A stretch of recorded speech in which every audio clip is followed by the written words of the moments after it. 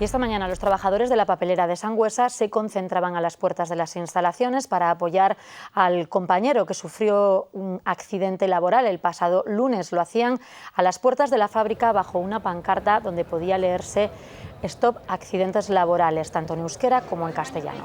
La convocatoria la realizaba el sindicato LAB para exigir más medidas de seguridad y protección. El accidentado trabajaba para una empresa subcontratada, Montajes Metálicos Jáuregui. El trabajador resultó herido de gravedad y ahora se está investigando el porqué del accidente.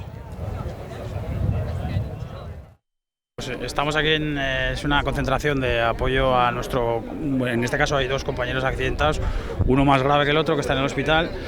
Y nada más, es simplemente apoyo a ellos porque ha habido un accidente grave, está bajo investigación, no sabemos todavía cuáles han sido las causas. Y agradecer el apoyo del comité de papelera también por la ayuda que nos está prestando.